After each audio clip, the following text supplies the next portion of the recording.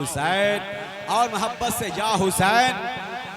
या अल्लाह जितने हाथ उठे हैं इन हाथों की लाज रख ले।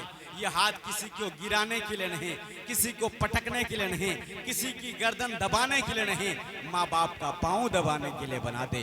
मौला इन हाथों में इतनी दौलत अता फरमा कि 2025 तक हम लोग मदीना शरीफ पहुँच जाएं और मदीना शरीफ पहुँच करके करबला शरीफ में पहुँच करके रोज़े रसूल और रोज़े इमाम हुसैन को चूम करके ये शेर पढ़ें। करबला जब भी याद आया है,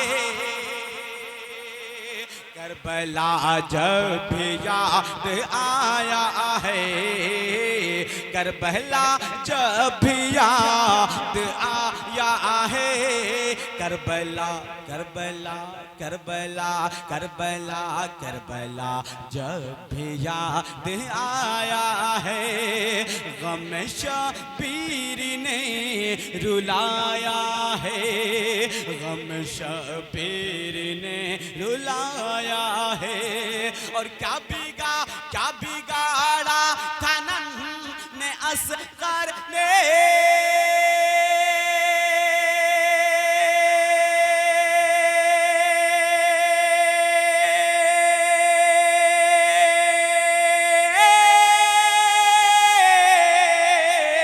क्या बिगाड़ा था ने असगर ने, क्या बिगाड़ा था ने असगर ने, तेरी असगर पे क्यों चलाया है, तेरी असगर पे क्यों चलाया है, तेरे असगर पे क्यों चलाया है, तेरे असगर पे क्यों चलाया है, तेरे असगर पे क्यों चलाया है। जज़ाकल्लाह। हमारे बाबर बाबू ने 50 रुपये से नवाजा, हमारे जावेद भैया ने 100 रुपये से नवाजा, मैं तमाम दोस्तों अहबाब जिन लोगों ने मोहब्बतों से नवाजा, मौला सब की उम्र में कारोबार में रोज़गार में बरकत अता फरमाए, इज्जतों का मालिक इज्जतों से नवाजे, कोई गम न दे सिवाय गम हुसैन के, मौला सलामत रखे, आका हुसैन का सदका मिल जाए और मौला हम तमाम लोगों की ज़िंदगी को शादो आबाद फरमा दे। ज़रा मोहब्बतों के साथ बहुत अच्छा इस्तकबाल किया है। मैं बड़ी मोहब्बतों के साथ आपके साथ एक शेर और पढ़ता हूँ और आपकी मोहब्बतों का इम्तिहान लेता हूँ। आज के डेट में सच पूछिए जावेद भाई, किसी मौलवी मौलाना को देने के लिए 10 रुपये का नोट जेब से बाद में निकलता है, कलेजा पहले निकल जाता है, लेकिन ये जावेद भैया का दिल गुर्दा कलेजा था, उन्होंने 100 रुपया थमा दिया है। अल्लाह सलामत रखे, 100,000 ने क्या अता फरमाए, 100,000 छोटी बड़ी बीमारी से महफूज मामून फरमा दे। कह दीजिए आमीन। अब शेर सुनिए। अल्लाह अल्लाह जाहे हक में घर दिया शबीर ने, घर दिया शबीर ने, घर दिया शबीर ने, कि जालिमों ने हाथ मांगा,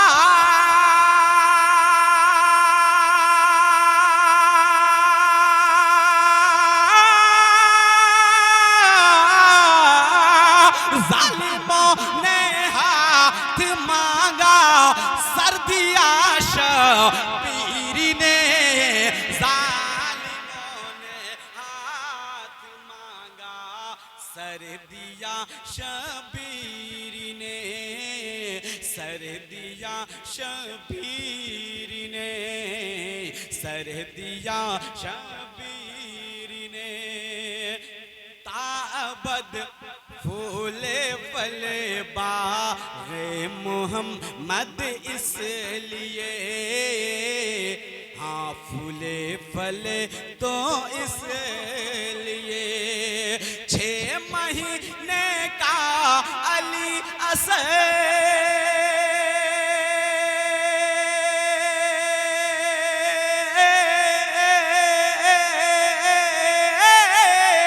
6 महीने का अली असगर दिया शबीर ने, 6 महीने का अली असगर दिया शबीर ने। जावेद जावेद भैया लगता है कंपटीशन हो गया। 100 रुपया आपने दिया, हमारे उलमा का दिल गुर्दा कलेजा देखिए, अल्लाह सलामत रखे और मौला हर छोटी बड़ी बीमारी से महफूज मामून रखकर मौला कारोबार में रोजगार में बरकत अता फरमाए। हज़रत अल्लामा मौलाना शम्स तबरेज साहब क़िबला, शम्स तबरेज नाम से एक अच्छा शायर भी है, उनके मोहब्बत का ये समझिए हुजूर मखदूम सिरना का फैज़ याफ्ता इंसान जो जामिया सूफिया में पढ़ा हो और स्पिरिचुअल रूहानी फाउंडेशन वहाँ पर चलती है, जो हुजूर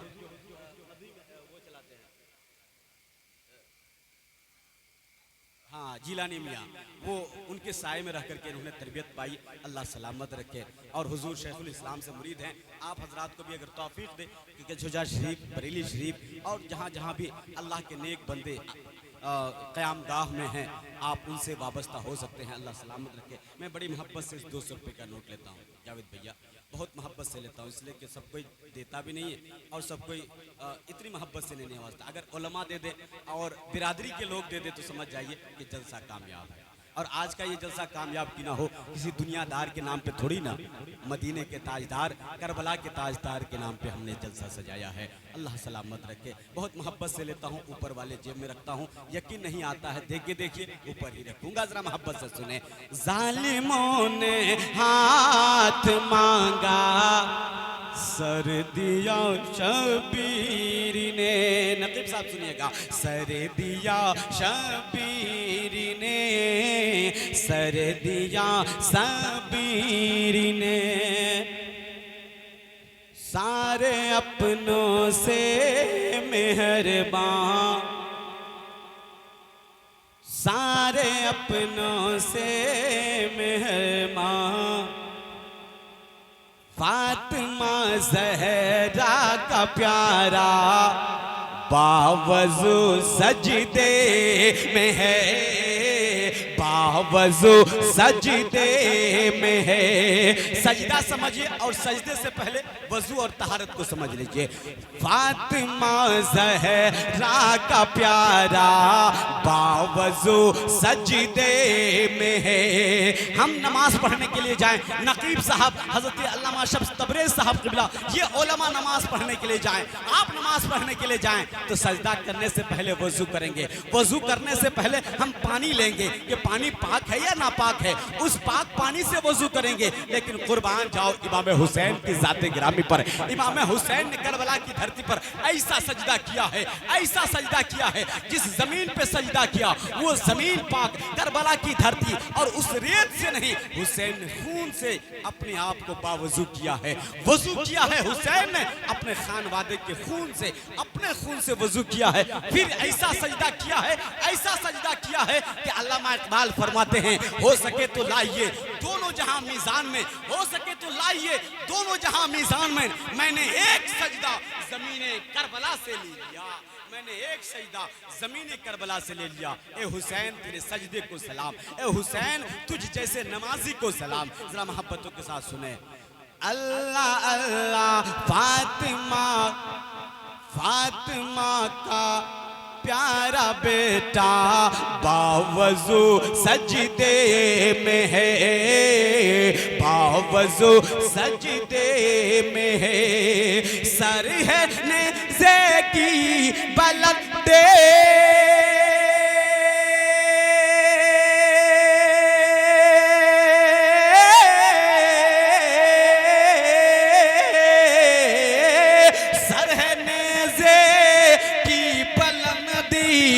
पर लहू सजदे में सहने से।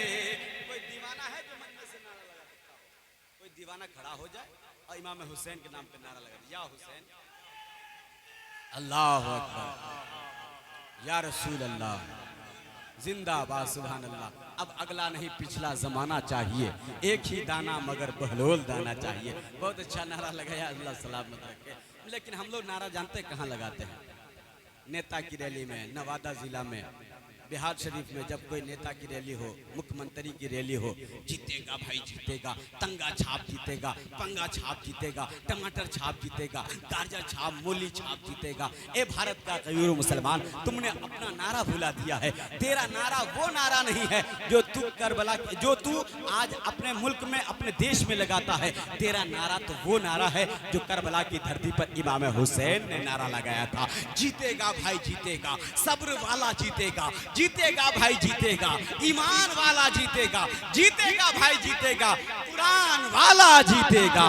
इसलिए हज़रात वही तेवर अपनाइए और इमाम हुसैन से सच्ची मोहब्बत कीजिए, सच्चा आशिक इमाम हुसैन बन जाइए। मोहब्बतों के साथ आखिरी शेर सुने, दिल लगाकर मोहब्बत से बोल दे या हुसैन, और मोहब्बत से या हुसैन, या हुसैन, मौला हुसैन।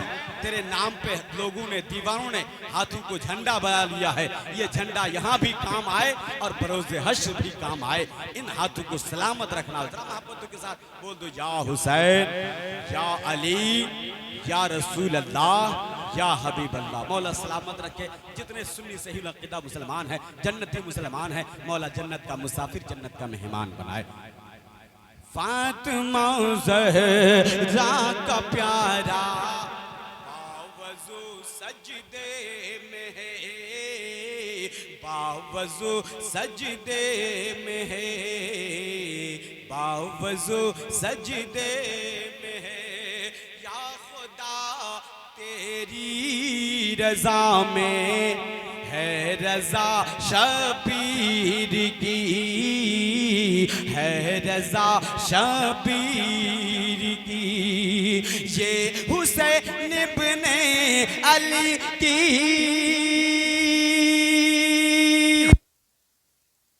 हमसे जुड़ने के लिए YouTube पर सिदरा नेटवर्क को अभी सब्सक्राइब कर लें।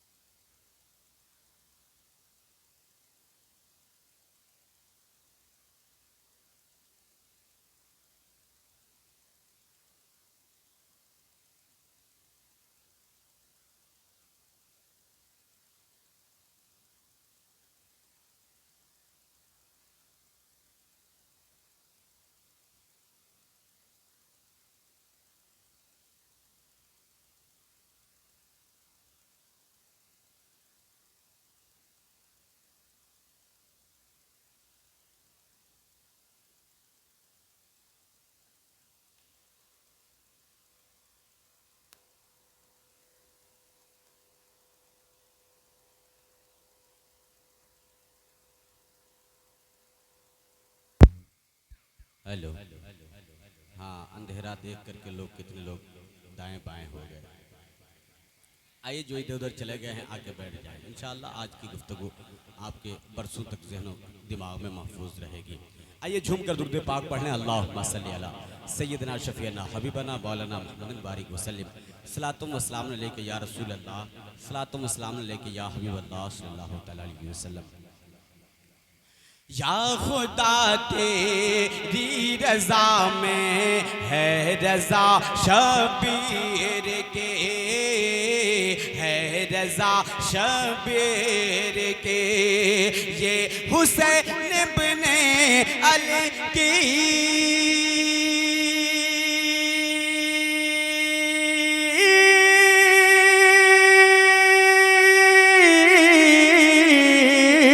ये हुसैन इब्ने अली की, ये हुसैन इब्ने अली की गुफ्तगू सजदे में है। ये हुसैन इब्ने अली की गुफ्तगू सजदे में है, गुफ्तगू सजदे में है। गोडी गोडी प्रणाम नतमस्तक सकल पर जा जन्म हे दिन में दुध्यान थी अभिनंदनम सुस्वागतम शाहेमम शाहेमम जन्म तिथि दर्शन अवलम शुभ मंगलम प्रतिभा अलौकिक प्रतिभा अति सुंदरम तीर्थवम स्वर्ग सम्मक्का नगर अति पावनम पुण्य में दुशोभितम अरु आदि ज्योति जन्मस्तम सर्वजन आध्याय प्रिय तैवा नगर सुसाद सूर्य कर्तन प्रकाशित चिरमरह मंगलम स्वर मनोहर शीतलम छवि मोहनी प्रिय दशम दाने परम महावीर अरु करुणानिधि पुरुषोत्तम चतुर्भुज सिद्धि को फारूक गनी अरु हैदरम आत्मा प्रिय दर्शनी हसनैन सत्य कुटुंबकम आप भी बोलिए सुभान कहिएगा फिदाउल कादरी नहीं में एक शब्द एक लफ्ज नहीं समझ में आया और जबरदस्ती सुभान अल्लाह बुलवा रहे हो। मैं कहूंगा आपको समझ में आए ना आए, प्यारे आका मुस्तफ़ा जाने रहमत की नात है। मुस्तफ़ा जाने रहमत के नवासे हजरत इमाम हुसैन की बारगाह में मोहब्बत का खिराज प्याज किया जा रहा है और उनकी बारगाह में अकीदत का चिराग जलाया जा रहा है। इसलिए हजरात आइए मैं आपको बताना चाहता हूँ, देवघर का एक पंडित उठता है, झारखंड की जमीन है। देवघर में आज भी हिंदू सनातन शाश्वत धर्म के लोग जब स्नान करने के लिए देवघर में जाते हैं, देवघर में एक वहां जल ढारने के लिए जाते हैं और अपने कंधे पर जय भोलेनाथ का एक कांवरिया लेकर के सांप बना करके लेकर के जाते हैं। और वहां जाने के बाद मैंने धर्मगुरु महाराज से पूछा, धर्मगुरु महाराज जी आप वहां जाकर क्या करते हो? कहा मौलवी साहब तुम क्या जानते हो, वहां जल ढारते हैं, वहां जाके दूध ढारते हैं और फिर वहां जाकर के गंगा में स्नान करते हैं, पाक हो जाते हैं, शुद्ध हो जाते हैं। मैंने कहा कुछ जाके पढ़ते भी हो? उसने कहा हाँ कुछ पढ़ते हैं। मैंने कहा धर्मगुरु महाराज जी तो फिर आप क्या पढ़ते हो? उसने कहा मैं जो पढ़ता हूँ मैं जानू, तुम क्या करोगे? मैंने कहा अगर आप जो पढ़ते हैं वही पढ़ के मैं सुना दूं तो फिर क्या कहोगे? उसने कहा कि फिर मैं समझूंगा कि आप लोग मुसलमान होने के साथ साथ आप हम तमाम हिंदू भाइयों की किताबों को पढ़ते हैं और उसमें जो नबी का जिक्र होता है उसको आप समझते हैं। मैंने धर्मगुरु महाराज जी का हाथ थामा और थाम करके कहा कि तुम लोग जो स्नान करने के बाद और जल ढारते हो उसमें जो सबसे पहला मंत्र पढ़ते हो वो पहला मंत्र मैं सुनाने जा रहा हूं, सुनने के लिए तैयार हैं? हिंदू भाई वो पहला मंत्र पढ़ते हैं, हरि ओम अवतारण्यारत पुनितम पृथ्वी मध्य अने सकबार बलवंत स्वारम तेज बहादुर सर्वोन्मा महापुरुषम पुरुषोत्तम शंभले स्थानम गृहे विष्णुयस सोमतिया गर्भमाधतम पिर्विपधायरम गर्भमाधतम पिर्विपधारम गर्भमाधतम यस्नुयसोमति गर्भमाधतम विष्णुयसोमति गर्भमाधतम सोमनाथ स्वाहा। मैंने कहा धर्मगुरु महाराज जी ये क्या है? वो बोले ये हमारे जय भोलेनाथ की है। मैंने कहा ये आपके नज़र में जय भोलेनाथ की है, लेकिन जब मैंने इसका तर्जमा पढ़ा, जब मैंने इसका ट्रांसलेशन और जब इसकी व्याख्या पढ़ी तो पता चला कि ये मेरे आका मुस्तफ़ा जाने रहमत की बारगाह में अकीदत का खिराज पेश किया है और उसने मुस्तफ़ा जाने रहमत की बारगाह में मोहब्बतों का नजराना पेश किया है। और ये मैं हवाई में बात नहीं करता और मैं यूं ही बिना दलील के दावा नहीं करता। मेरा दावा होता है दलील हिंदू भाइयों की किताब से होती है। हिंदू भाइयों की किताबों को मैं लेकर के चलता हूं कि कहीं जरूरत पड़ने पर मैं उनको किताब दिखा सकूं। अभी कुछ दिन पहले एक जगह गया बनारस की जमीन पर, वहां आकर के पंडित जी पूछने लगे ये आपने मंत्र कहां से पढ़ा? मैंने ये मंत्र कहां से पढ़ा है? मैंने कहा ये किताब आपकी है, लिखने वाला आपका है और धर्म गुरु जी महाराज जी ये किताब आप ही की है और इसी में लिखा गया है हरि ओम ओम अवतारण्यारत पुनितम पृथ्वी मध्यर्णी सकबारतम बलवंत स्वानम तेज बहादुर सर्वन्मा महापुरुषम पुरुषोत्तम शंभले स्थानम गिरे विष्णुयस सोमत्या गर्भमादतम पृथ्वी पाल बरहारम कर्क ग्रह तबुस्यतम परंपरागत परमात्मे श्रीमद् भागवत गीता अखंड 4 श्लोक नंबर 7-8 में लिखा हुआ है। ये किताब का नाम श्रीमद् भागवत गीता अखंड 4 श्लोक नंबर 7-8 में लिखा हुआ है। मैंने कहा इसका व्याख्या इसका तर्जमा क्या हुआ? तो कहने लगे ओम का मतलब रब्बे जुलाल, खालिक के कायनात, मालिक के कायनात, यानी रब की तरफ से भेजा हुआ एक अवतार बीचों बीच जमीन के आएगा जो बड़ा बलवान होगा, बड़ा तेजस्वी होगा, बड़ा प्रभावशाली होगा, बड़ा शक्तिमान होगा, शक्ति का ये आलम होगा। उंगली का इशारा करेगा, चांद दो टुकड़ों में तकसीम कर देगा। उंगली का इशारा करेगा, डूबे सूरज को वापस बुला लेगा। उंगली की खाई से पानी का चश्मा जारी कर देगा। जब तो यूपी का वकार, दिल्ली का करार, बिहार की बहार, उड़ीसा का निखार, मुंबई की शान, कलकत्ता की जान, अहले सुन्नत की पहचान। मोहब्बत से बोल दो नवादा का गयूर मुसलमान, बरेली के अहमद रजा खान, पूरी दुनिया की आंखों में आंखें डाल के कहते हैं उंगलियां हैं फैज पर, टूटे हैं प्यासे। उंगलियां हैं फैज पर, टूटे हैं प्यासे झूम कर, नदियां पंजाबे रहमत की हैं जारी। वाह वाह हजरात, वो मेरे आका है, मुस्तफा जाने रहमत है। उंगली का ये कमाल है कि हजरात उंगली का इशारा होता है, चांद दो टुकड़ों में तकसीम हो जाता है। बरेली के ताजदार फरमाते हैं चांद झुक जाता जिधर, उंगली उठाते महद में क्या ही चलता था इशारों पर खिलौना नूर का। वो मुस्तफा है, वो अजीम इंसान, वो महान पुरुष मुस्तफा जाने रहमत है। उंगली का इशारा होता है, बस सूरज पलट आता है। बरेली के ताजदार फरमाते हैं सूरज उल्टे पांव पलटे, चांद इशारे से हो जाग, अंधे नजदी देख ले कुदरत रसूलुल्लाह की। अंधे नजदी देख ले कुदरत रसूलुल्लाह की। जब मेरे आका की उंगली का जवाब नहीं है तो ए भारत के तमाम पंडितों कान खोल करके सुन लो, मुस्तफा की उंगली का जवाब लेके आओ। जब मुस्तफा की उंगली का जवाब लेके नहीं आ सकते हो तो ये मान लो कि मुस्तफा सबसे अजीम है, मुस्तफा सबसे गरीब ग्रेटेस्ट है, सबसे महान पुरुष इंसान का नाम मोहम्मद है। इसलिए तो देवघर का पंडित पुकार कर कहता है मोहम्मद सबसे बड़े धनवान, मोहम्मद सबसे बड़े हैं महान, मोहम्मद सबसे बड़े धनवान, के उनसे बढ़कर नहीं किसी की इतनी निराली शान। जगत में सबसे बड़े हैं महान, मोहम्मद सबसे बड़े धनवान। तब तक अयोध्या का पंडित खड़ा हुआ और खड़े होकर के कहने लगा फिदाउल कादिर नईमी, हम भी कुछ कहना चाहते हैं। मैंने कहा गुरु महाराज जी आपका भी आगमन हुआ और आपका भी इस्तकबाल हो, आप भी कुछ बोल लीजिए। वो खड़े हुए और खड़े होकर के कहने लगे मोहम्मद मोहम्मद बिन तो के कौन हरे, बरखा बिन सागर कौन भरे, सागर कौन भरे, और लक्ष्मी लक्ष्मी लक्ष्मी बिन आदर कौन करे, माता बिन भोजन कौन धरे, भोजन कौन धरे। तब तक एक मथुरा की धरती से एक पंडित उठता है, पंडित का नाम सुनील प्रसाद नारायण है।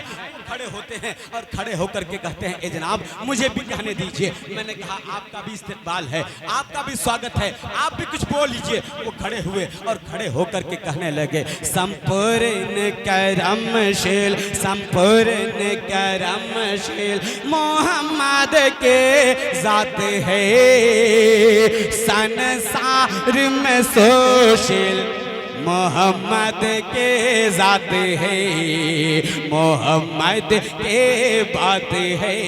और अब तक तो मैंने दावा पेश किया है कि मुस्तफा की उंगली के इशारे से चांद दो टुकड़ों में तकसीम हुआ, डूबा सूरज पलट आया और उंगली की खाई से पानी का चश्मा जारी हुआ।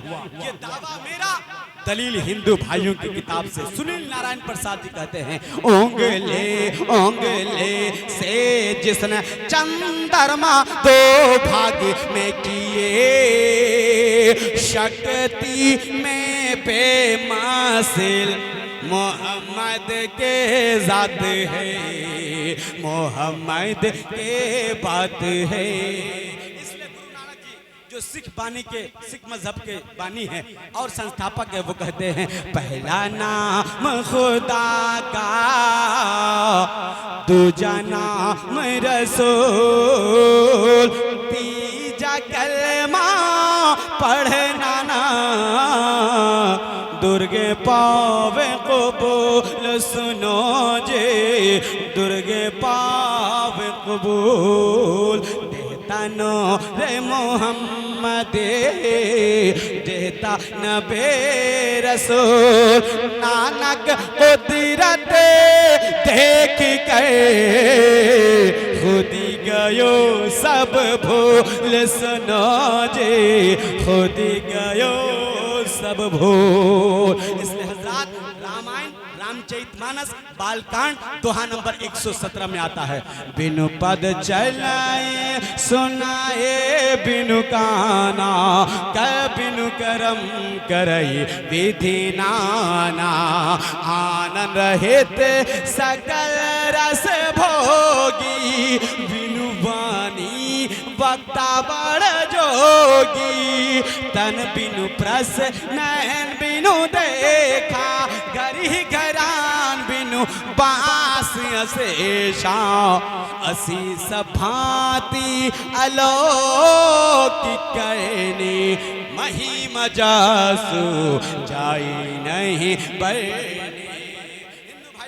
में सनातन शाश्वत धर्म की किताब में आता है, अथर्ववेद कांड 20 सूक्त नंबर 121 मंत्र नंबर 1, 2, 3 में लिखा हुआ है, इदम जना उपश्रुत नराशंसः अस्तविष्यते षष्ठिम सहस्ना नौतिम चकौरम अरुष्मेषु दद्मः उष्ट्रायस परवाहनो वधू मंदो निर्दश्यः वश्यमानतस्यनि जिहिर्तदीप ईश्मान उपस्परश्यः ईशा ईशाय मामहेशतम निष्कान दर्शनजः त्रीनि शतान्नवार्ताम सहस्ना दश गोनाम महा। अथर्ववेद कांड 20 सूक्त नंबर 121 मंत्र नंबर 1, 2, 3 में लिखा। फिर उसके बाद लिखा है रामचरितमानस बालकांड दोहा नंबर 117 में लिखा हुआ है, एको देव सर्वभूतेषु गुणः सर्वभूतांतरात्मा कर्माध्यक्षः सर्वभूतादिवासः साक्षी जिता केवल निर्गुणश्च। एकम इवादित्यम नाथ से प्रतिमास्ते ना समदर्शी से तितस्तिरवम अस्सः ना चक्षुषा पासति कास्कनाय नमः। एकम ब्रह्म नास्ति निहना नास्ति किंचनः ला इलाहा हरने पापम इल्लल्लाह परमपदम जन्म प्राप्त उन्नति जपे नामे मोहम्मदम। जय गुरु नामे नामे कर जय बे, बिना मोहम्मद पार ना होए बे। सुरंजत सुदर शतचारी तिनको वंश भयो अति भारी। फिर सुंदर निर्माण न होई, तुलसी वचन सत सच गोई। इसलिए हजरात उसमें आया एको द्यो यानी अल्लाह एक है और अल्लाह पाक और बेऐब है, उस जैसा कोई हो नहीं सकता है। नाथ से प्रतिमास्ती उसको कोई माथे की निगाहों से देख नहीं सकता है।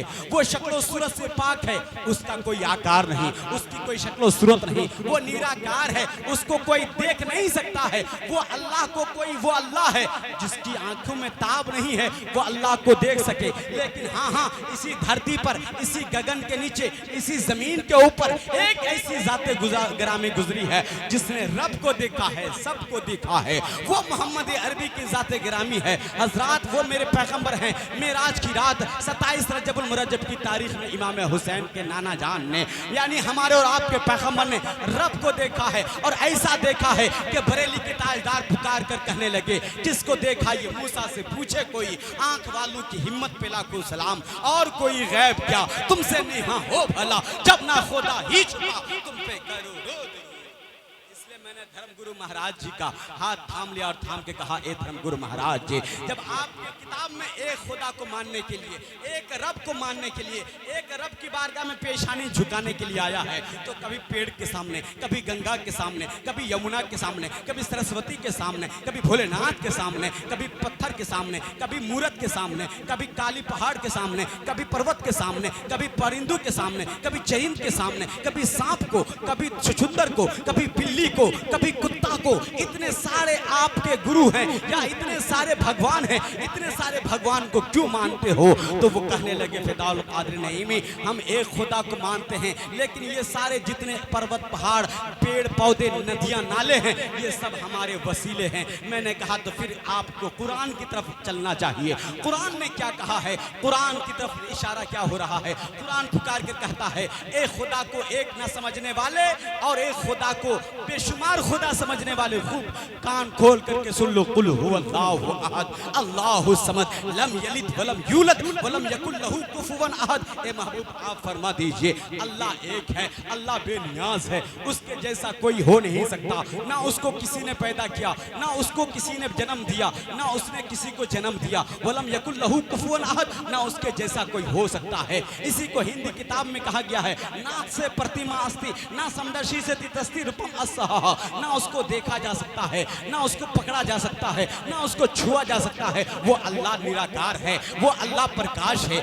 वो अल्लाह एक नूर है, वो अल्लाह एक लाइट है। उसको महसूस भी नहीं किया जा सकता है। इसलिए वही रब है जिसने तुझको हमतन करम बनाया, हमें भीख मांगने को तेरा आस्था। हजरात अजीजान मोहतरम, वो अल्लाह एक है। मैंने धर्म गुरु महाराज जी से कहा तो फिर कुरान की बात मान लीजिए और आप अपनी किताब को मान लीजिए, तस्लीम कर लीजिए। इसलिए आप अपने पेड़ पौधे के सामने कभी सूरज देव को और कभी देवता को, कभी परिंदो चरिंद को, कभी पहाड़ पौधों को आप जो खुदा तस्लीम करते हैं उससे बाज आ जाइए और एक खुदा के सामने सर झुका दीजिए। जब एक खुदा के सामने सर झुका देंगे तो आप नास्तिक नहीं आस्तिक हो जाएंगे, और जब आस्तिक हो जाएंगे तो पता चलेगा हम मुसलमान भी एक खुदा के मानने वाले और तुम भी हिंदू भाई हो तो तुम भी एक खुदा के मानने वाले। और जब कोई भेदभाव नहीं है, कोई इख्तिलाफ नहीं है, तो फिर आज हमारे समाज में, आज हमारे हिंदुस्तान में, आज हमारे गांव समाज में कुछ ऐसे लुच्चे लफंगे और सियासत की आड़ में अपनी रोटी सेकने वाले, वो लोग कहते हैं कि ये हिंदू है, ये मुसलमान है, ये सिख है, वो ईसाई है, ना उसके घर आना है, ना उसके घर जाना है, ना उससे बातचीत करनी है। यानी नफरत की जहर घोल दिया मीडिया ने, नफरत की जहर घोल दिया ये साधु संतों ने, नफरत की जहर घोल दिया ये समाज के लुच्चे लफंगों ने, और खास करके ये जहर घोलने वाला राजनीतिक दल के ये नेतागण हैं। ये वो नेता हैं जिन्होंने नफरत की बाजार में हमें खरीद लेकर के एक दूसरे को आपस में लड़ा दिया है। इसलिए कबीरदास जी आज से 550 साल पहले पुराने सूफी संत हैं, बुजुर्ग हैं, वो कहते हैं तुम बाद में मुसलमान हो जाना, तुम बाद में सिख हो जाना, तुम बाद में ईसाई हो जाना, पहले तू इंसान बन जा, पहले तू इंसान बन जा। और इंसान बनने का मतलब यह है कि कोई गिरा हो उसे उठा दिया जाए, कोई भूखा हो उसे खाना खिला दिया जाए, कोई प्यासा हो उसे पानी पिला दिया जाए, कोई किसी सहायता की तलबगार करता हो और कोई इंसान मजबूर हो उसकी सहायता कर दी जाए। और यही इस्लाम सिखाता है, यही बानिए इस्लाम सिखाते हैं। यही काम मेरे पैगंबर ने आज से 1450 साल किया था कि गिरतू को उठाया, रोतू को हंसाया, बिलकतू को दिलासा दिया, गमज़दू को मुझदे जाफिजा सुनाया, यतीमों के सर पे हाथ रखा, बेवाओं के सर पर इज्जत व वकार का ताज रखा, औरतों के इज्जत व वकार को सम्मान की बुलंदी तक पहुंचाया। ये मेरे पैगंबर हैं जिसने गिरतू को उठाया, रोतू को हंसाया, गमज़दू को मुझदे जाफिजा सुनाया। और यूपी का वकार, दिल्ली का करार, बिहार की बहार, उड़ीसा का निखार, मुंबई की शान, कलकत्ता की जान, अहले सुन्नत की पहचान। जरा मोहब्बत से बोल दो मरई का गुयूर मुसलमान, बरेली के अहमद रजा खान। पूरी दुनिया की आंखों में आंखें डाल के कहते हैं गमज़दू को रज़ा मुझदा दीजिए कहे बेकसू का सहारा हमारा। इसलिए हजरात उस मुस्तफ़ा की बारगाह में मोहब्बत का चिराग जलाने की कोशिश करो, अक़ीदत का खिराज पेश करने की कोशिश करो। वो मुस्तफ़ा है जिसने अपनों को सीने से लगाया, गैरों को सीने से लगाया, दोस्त दुश्मन सबको एक प्लेटफॉर्म पे लाके खड़ा कर दिया। यानी एक ही सफ में खड़े हो गए महमूद अयाज, ना कोई बंदा रहा ना कोई बंदा नवाज। इसलिए हजरात गुरु कबीरदास जी कहते हैं पहले तू इंसान बन जा। और इंसानियत का मजहब यह है कि रोटी खिलाना और मुस्कुरा के बात करना, यही पैगाम मेरे पैगंबर ने दिया। कोई भाई भाई से मिले तो मुस्कुरा करके मिले, और मुस्कुराने की बरकत से अल्लाह ताला उस पर रहमत व बरकत क्या नुज़ूल फरमाता है। इसलिए कबीरदास जी कहते हैं ऐसे वानी बोलिए, ऐसे वानी बोलिए, मन का पाखो,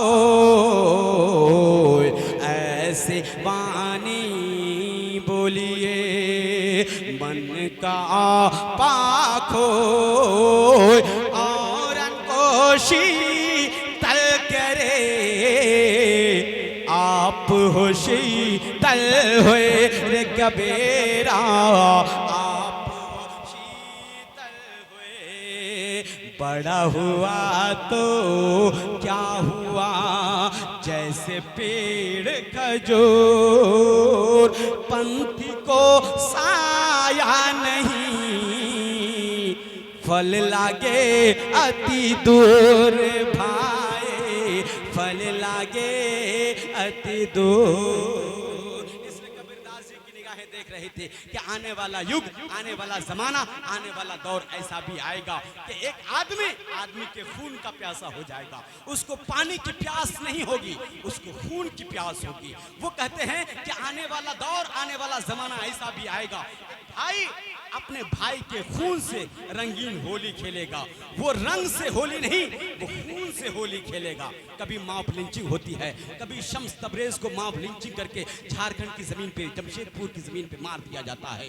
अभी एक दिन पहले की खबर है कि महाराष्ट्र की जमीन पर एक चलती हुई ट्रेन में 3 लोगों को मौत के घाट उतार दिया जाता है। वो भी IAS क्लास का ऑफिसर और सिपाही क्लास का पुलिस अफसर होता है। वो इंसान इस तरह की वारदात करता है। ये जहर किसने घोला है? मीडिया ने घोला है और नेताओं ने घोला है, ताकि हम मजहब की आड़ में हम सियासत करते रहें और सियासत की आड़ में हम अपनी रोटी रोजी का कमाल संभालते रहें। हजरात बताना चाहता हूँ, इसलिए इन नेताओं के चक्कर में नहीं पड़ना है।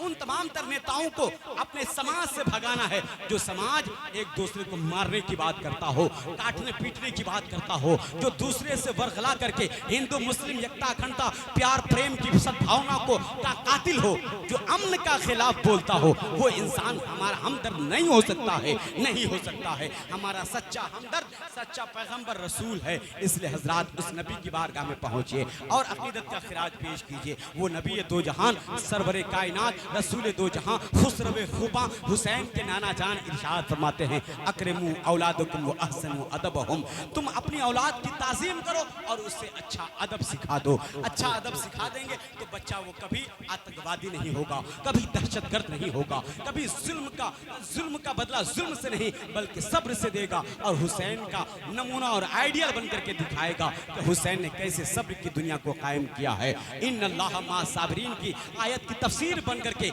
इमाम हुसैन ने करबला के मैदान में कैसे सब्र के जौहर को दिखाया है, इस तरह वो देखते चलिए हजरात। इसलिए इमाम हुसैन को अपनी जिंदगी का आइडियल बना दीजिए। इमाम हुसैन की सीरत और सूरत को अपनी जिंदगी में उतार लीजिए ताकि जिंदगी भी संवर जाए और आखिरत भी संभल जाए। अंधेरा छांट कर उजाला निकाल देता है।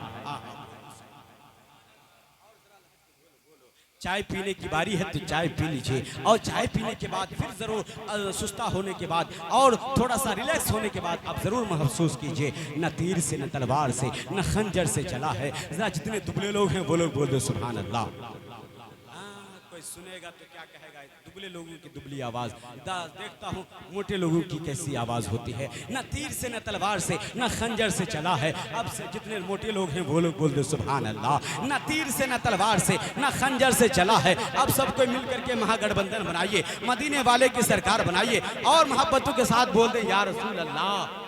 न तीर से न तलवार से न खंजर से चला है, दीन अल्लाह का किरदारे पैगंबर से चला है। और मजबूर जहां जाने से जिब्रील का पर है, उससे भी कहीं आगे मोहम्मद का गुजर है। वल्लाह मेरे जज्बे तकद्दुस का असर है, बैठा हूं मुरई में और गुंबद खजरा पे नजर है। अहले वफा के सामने सारे मुफ्ती हीश थे, मेरे अख्तर रजा के सामने वक्त का कोई बादशाह हो या हो जमाने का कोई अमीर, अरे सबकी गर्दनें झुक गई मेरे ख्वाजा पिया के सामने। सबकी गर्दनें झुक गई मेरे ख्वाजा पिया के सामने। तुलुए सुबह के आसार बन के बोलेंगे, तुलुए सुबह के आसार बन के बोलेंगे, आज मरई में सब वफादार बन के बोलेंगे। ये बता दो दुश्मनों को कि वक्त रोज़े जज़ा नबी हमारे तरफदार बन के बोलेंगे, नबी हमारे तरफदार बन के बोलेंगे। हजरात ये देखिए किताब का नाम गुरूर कुरान। ये कौन सी किताब है? किताब का नाम गुरूर कुरान, यानी पैदा होने से लेकर के मरने तक, इसको जन्म से लेकर के मृत्यु तक जो सदफल है उसका क्या रिजल्ट है, उसका क्या नतीजा है, वो इसमें लिखा है। और उसके बाद सदकर्म करेंगे, अच्छा काम करेंगे तो अच्छा फल, बुरा काम करेंगे तो बुरा रिजल्ट।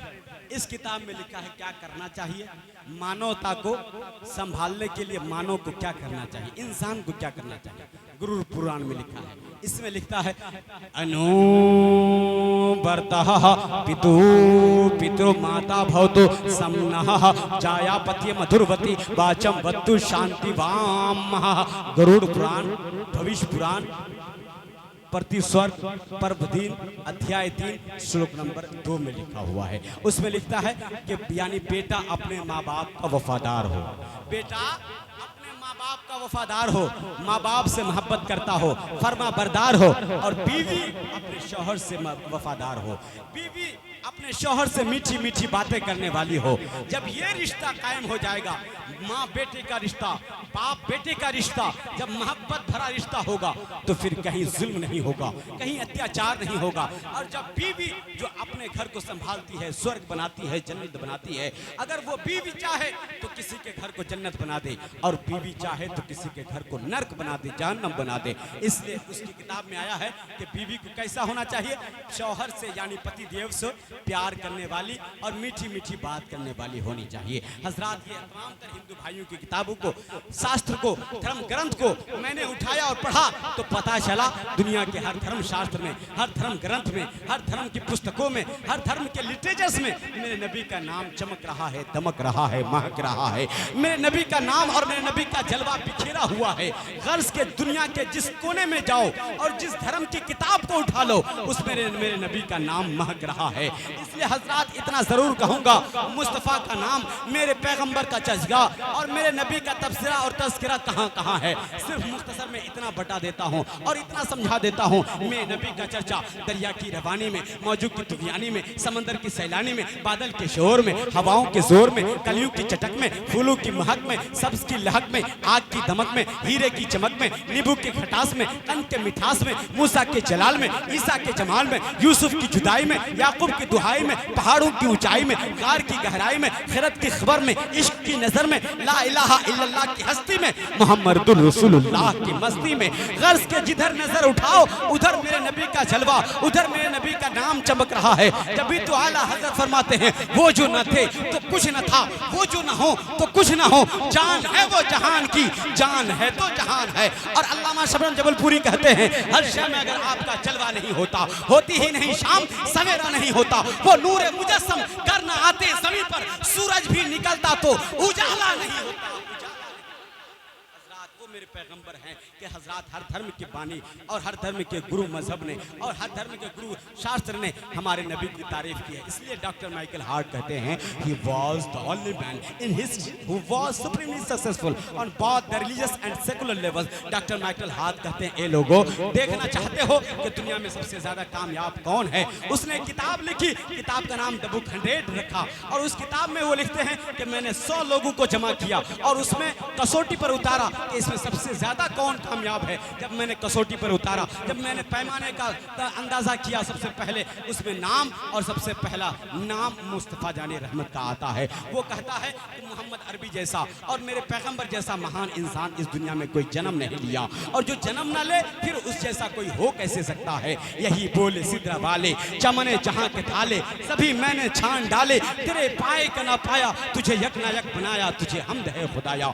इसलिए डॉक्टर माइकल हार्ट कहते हैं, इंजील बरनबास में हजरत ईसा अलैहिस्सलाम फरमाते हैं, thereafter I will not talk much with you, for the prince of this world comes and hath nothing in me, if you love me keep my commandments and I will pray the father and he shall give you another comforter that he may avoid with you. यानी हजरत ईसा अलैहिस्सलाम फरमाते, ए लोगों, मैं आखिरी नबी नहीं हूँ, ए लोगों, मैं आखिरी पैगंबर आखिरी रसूल नहीं हूँ। इसलिए इस धरती पर एक ऐसा भी पैगंबर आएगा, एक ऐसा भी रसूल आएगा, एक ऐसा भी खुसरवे खूबा आएगा कि जिसकी जाते ग्रामी को जो देखेगा वही उसकी मोहब्बत का असीर हो जाएगा, जो उसकी बात सुनेगा वो उसका दीवाना मस्ताना परवाना हो जाएगा। इसलिए उस जाते ग्रामी से करीब हो जाइए, और जब उसकी जाते ग्रामी से मोहम्मद से करीब हो जाओगे तो दुनिया भी सवर जाएगी, आखिरत भी समझ जाएगी। अंधेरा छांट कर उजाला निकाल देता है, अजान जब भी नबी का बिलाल देता है, नबी के जिक्र से मिलती है, औलादे नबी के जिक्र से मिलती है, रूह को राहत हुसैन इब्ने अली का जिक्र लहू उबाल देता है। इसलिए हजरात, आइए मैं आपको बताना चाहता हूँ, ये किसी लिखने वाले ने, किसी कंपोज करने वाले ने कब्र की हालत पोस्ट की है और फेसबुक के जरिए से पूरी दुनिया को को ये बताया है कि ए लोगों, ये इंसान की जिंदगी 60 साल की जिंदगी है, ये एक 70 साल की जिंदगी हो सकती है, 90 साल 100 साल की जिंदगी हो सकती है, लेकिन याद रखना 100 साल के बाद फिर इस मिट्टी से जो इंसान पैदा हुआ, ये एक विज्ञान का चैप्टर है, उस चैप्टर को क्लोज करता हूँ और पूरी बात को 2 लफ्ज में समेट देता हूँ और बताना चाहता हूँ ये इंसान पैदा हुआ, पूरी कायनात, ये विज्ञान का चैप्टर है, उसको सुनिएगा, ये पूरी कायनात, ये पूरी दुनिया बनी है इंसान के फायदे के लिए। किसके लिए? इंसान के फायदे के लिए। दुनिया की जो भी चीज बनी है इंसान के फायदे के लिए। एक मर्तबा हजरत मूसा से एक छिपकली ने पूछा, हजरत मूसा अलैहिस्सलाम ने अल्लाह से पूछा, ए अल्लाह, तूने इस बेकाम की चीज छिपकली को क्यों पैदा किया? अल्लाह ताला की आवाज आई, ए मूसा, कुहे तूर पे आ जा, इसका जवाब मिल जाएगा। कुहे तूर पे हजरत मूसा पहुंचे, अर्ज किया, मेरे परवरदिगार, मैंने तुझसे सवाल किया था, मैंने तुझसे पूछा था कि तूने इस बेकाम की चीज छिपकली को क्यों पैदा किया है? अल्लाह की आवाज आई, ए मेरे महबूब, ए मूसा कलीमुल्लाह, तुझसे तेरे सवाल करने से पहले छिपकली भी पूछ दिया। छिपकली ने भी यही पूछा था कि तूने मूसा को और इस पैदा क्यों किया है? इस क्यों को अल्लाह ताला ने कुरान में इरशाद फरमा दिया, वमा खलक़तुल जिन्ना वल इंसा इल्ला लियाबुदून, मैंने जिन और इंसान को इसलिए पैदा किया ताकि वो मेरी इबादत करे, मेरी बंदगी करे, मेरी रियासत करे, मुझे एक माने, मेरी बारगाह में पेशानी झुकाए, मुझे एक खुदा तस्लीम करे, इसलिए मैंने पैदा किया है। इसलिए हजरात, तो हमारी जिम्मेदारी क्या है? नमाज भी पढ़े, रोज़ा भी रखें, अहकाम इस्लाम पर चलें, कुरान की तालीमात को फॉलो करें और इस्लाम के कवानीन के मुताबिक हम अपनी ज़िंदगी को गुजार लें, ताकि दुनिया से जब हमारा जनाजा उठे, अपना भी रोए, दोस्त भी रोए, दुश्मन भी रोए, सारे लोग मिल करके कहे, उन्हें जाना, उन्हें माना, न रखा गैर से काम, लिल्लाहिल हम्द में दुनिया से मुसलमान गया। और जब हमारी ज़िंदगी, पूरी ज़िंदगी इस्लाम की ज़िंदगी के मुताबिक और इस्लाम के कवानीन के मुताबिक जिंदगी गुजरेगी, और जब मेरी रूह कब से उनसरी से प्रवास होगी, जब कब्र में मेरा जनाजा लिटाया जाएगा, जब आखिरी दीदार के लिए रिश्तेदार, दोस्तों, अहबाब मेरा कफन हटा करके मुझे देखना चाहेंगे, तो लोग कहेंगे, लिहद में इश्क़ रुखे शहे का दाग लेके चले, अंधेरी रात सुनी थी, चिराग लेके चले। इसलिए हज़रात, कब्र की तैयारी, खुदा के सामने पेश होने का खौफ और मौत की तैयारी होनी चाहिए। ये मौत की तैयारी कैसे करनी है? ये इंसान जो अभी बदकार है, जो इंसान गुनहगार है, जो खताकार है, जिसने खुदा को नहीं माना, जिसने रसूल की बातों को नहीं माना, जिसने इस्लाम को फॉलो नहीं किया, जिसने अहले सुन्नत का अकीदा नहीं फॉलो किया, वो जब मरता है तो कीड़े मकोड़े उसके जिस्म को नोच कर खा जाते हैं। कब्र की तन्हाई में जब उसको कंपोज करके दिखाया जाता है और जब उसकी हालत देखी जाती है तो देखा जाता है उसका जिस्म बोसीदा हो चुका है, हड्डियां कमजोर हो चुकी हैं, और कब्र की हालत ऐसी होती है कि कीड़े मकोड़े पहुंचकर खा करके उसके जिस्म को निस्तो नाबूद कर देते हैं, सिवाय एक रीढ़ की हड्डी थोड़ी सी बची रहती है। फिर उसी से अल्लाह ताला क़यामत के मैदान में उठाएगा। मैं बताना चाहता हूँ, हम और आप इस दुनिया में आए हैं तो फिर ऐसा अमल कर लीजिए कि मरने के बाद हमारी हालत ये नहीं, बल्कि हमारी हालत ये हो, हमारी कैफियत ये हो कि दुनिया ये कहने पर मजबूर हो जाए, ज़मीं महली नहीं होती, ज़मन मैला नहीं होता, ज़मीं महली नहीं होती, ज़मन मैला नहीं होता, मोहम्मद के गुलामों का कफन मैला नहीं होता, मोहम्मद के गुलामों का कफन मैला नहीं होता।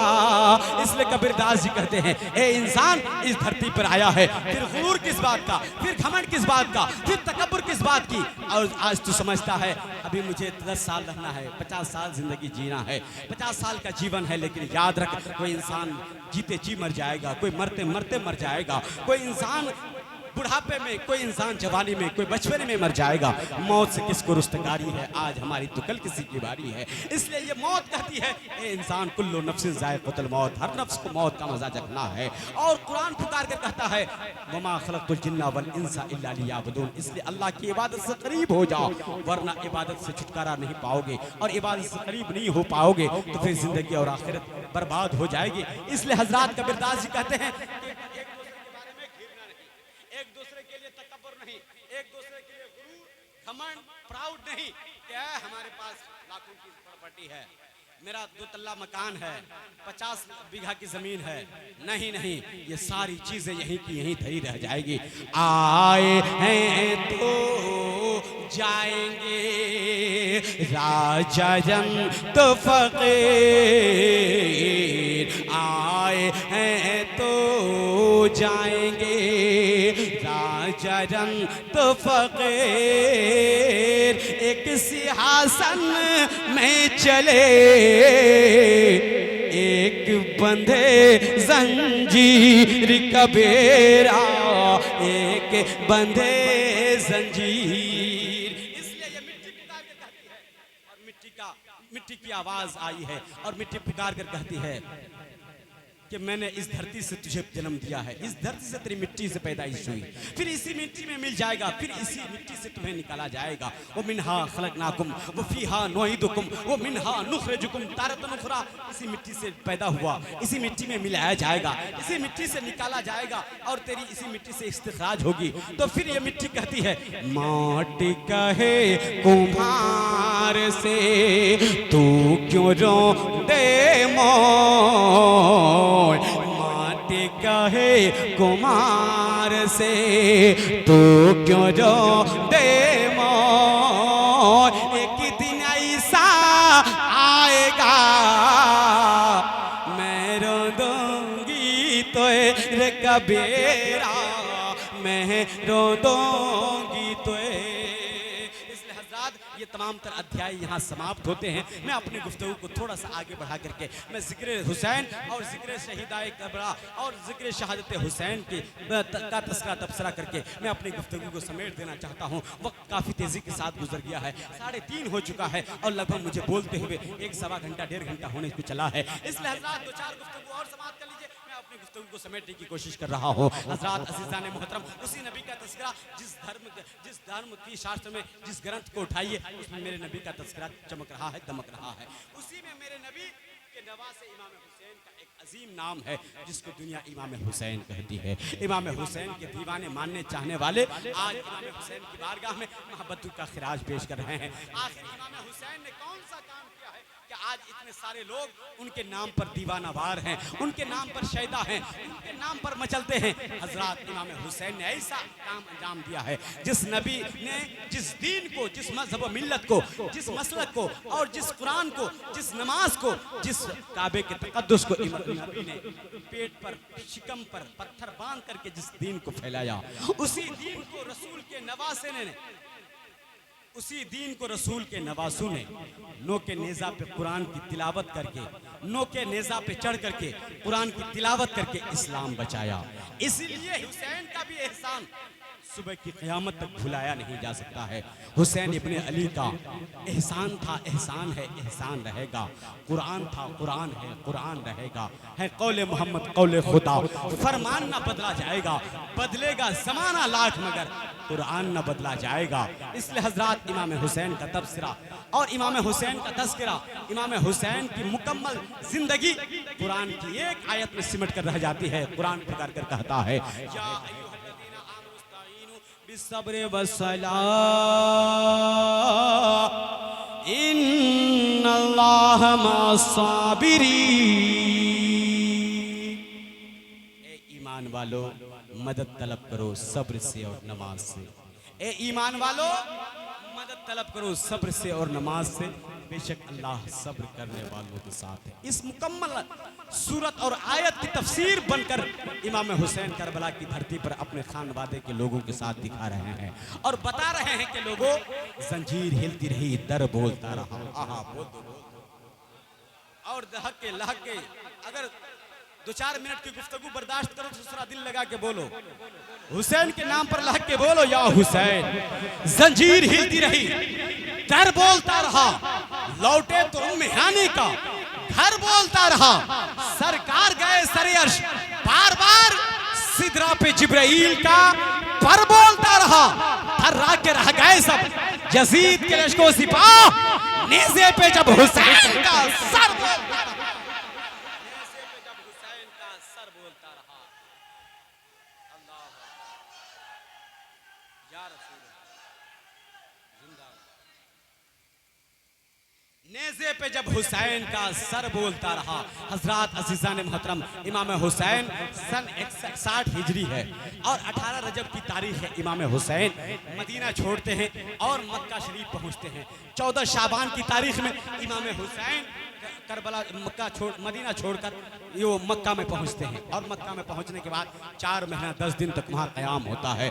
8 ज़िलहज की तारीख होती है, इमाम हुसैन ने मक्का छोड़ा और उसके बाद इमाम हुसैन लगभग हजारों खुतूत पाने की वजह से और हालात को साजगार बताने की वजह से इमाम हुसैन रवाना हुए और 8 ज़िलहज की तारीख को इमाम हुसैन ने करबला मक्का छोड़ा और करबला के लिए रवाना हो गए। 2 मुहर्रम की तारीख आते आते 14 मकामात पर पड़ाव किया, खेमा नस्ब किया। 14 मकामात को इमाम हुसैन ने खेमा नस्ब करने के बाद 14 मकामात के बाद नहर फुरात के किनारे पहुंचे और 2 मुहर्रम की तारीख पहुंचते पहुंचते 8 ज़िलहज को निकले थे इमाम हुसैन। 1787 किलोमीटर की दूरी है करबला और मक्का के दरमियान।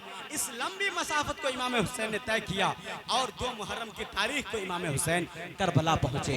उधर से यजीद की फौज की क़यादत करते हुए हुर बिन याही 1000 फौज के लश्करों को और दस्ते को लेकर के पहुंच गया और हुसैन के रास्ते को घेर लिया और कहा, ए हुसैन, ना तुझे मदीने की तरफ जाने दिया जाएगा, ना तुझे कूफे की तरफ जाने दिया जाएगा, तेरा रास्ता यही रोक लिया जाएगा।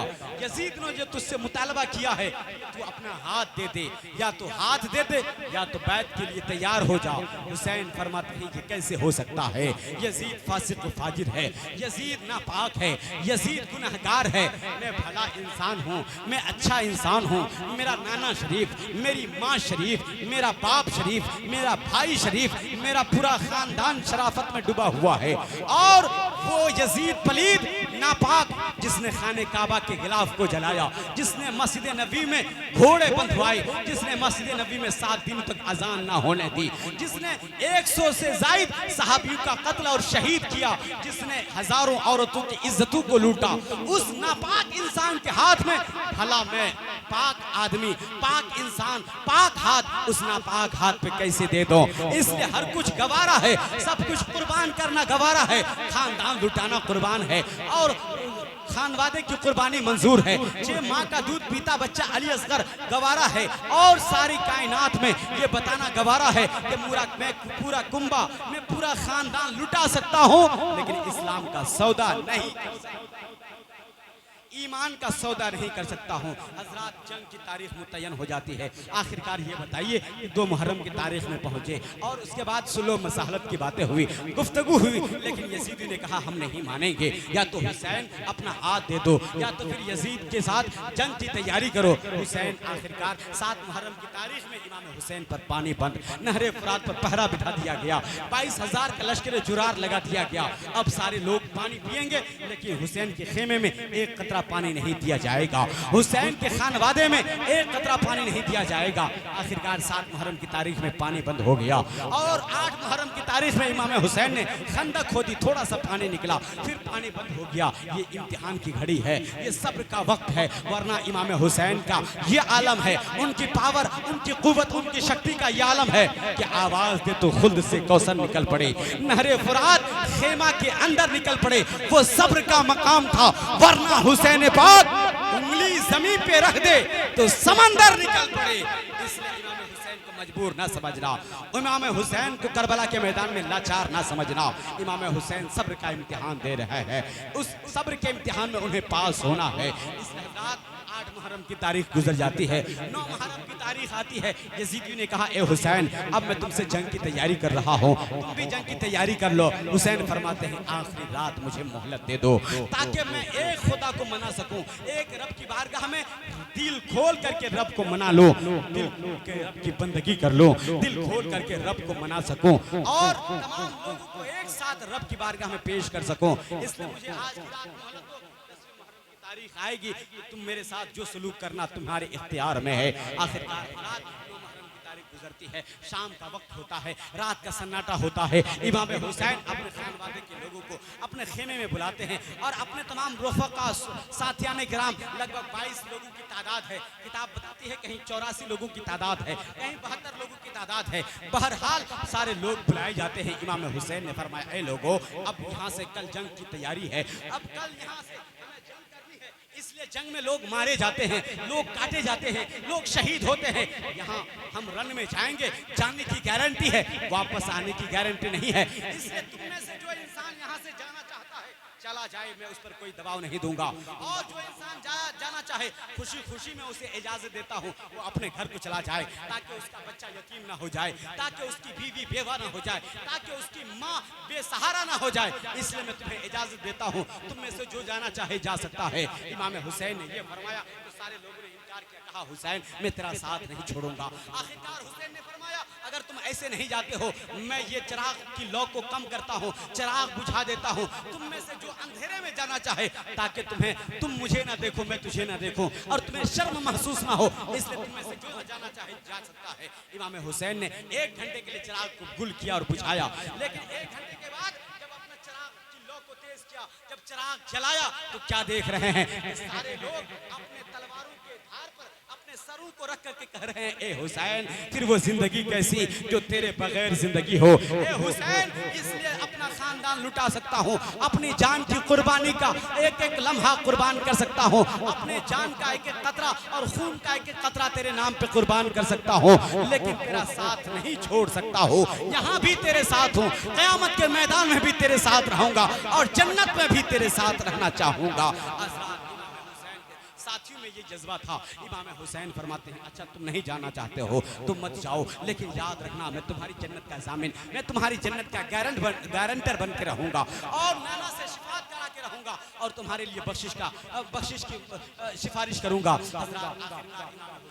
आखिरकार तमाम लोगों को जमा करते हैं, सुबह की अजान हो जाती है। हजरत अली अकबर अजान पुकार कर कहते हैं, अल्लाहु अकबर, अल्लाहु अकबर, अशहदु अल्ला इलाहा इल्लल्लाह। ये अजान की आवाज़ गूंजती है। इमाम हुसैन नमाज की तैयारी करते हैं, फजर की नमाज मुकम्मल होती है। उसके बाद रात जंग करबला वाक़ हो जाती है और करबला का मैदान सज जाता है और रन में एक ऐसी घंटी बजती है जो बिपुल बजाया जाता है, जो जंग होने से पहले एक ऐसी ज़र्ब और एक घंटी बजाई जाती है, जिससे लोगों को पता चल जाता है कि अब यहाँ से जंग का आगाज हो चुका है। जंग का आगाज होता है, घंटी बजाई जाती है और ऐसी घंटी बजाई जाती है। सबसे पहले हजरत हुर बिन रियाही अपने हाथों में तलवार लेते हैं और हजरत हुर बिन रियाही तलवार लेकर के फरमाते हैं, ए हुसैन मुझे जाने की इजाजत दीजिए, मैंने तेरा रास्ता रोका था, मैंने तुझे टोका था, इसलिए मुझे माफ कीजिए, मेरी जन्नत की जमानत के लिए आप गारंटर बन जाइए। हुसैन फरमाते हैं, हुर बिन रियाही मेरे सामने तू कैसे शहीद हो जाएगा, मुझे जाने के लिए दे।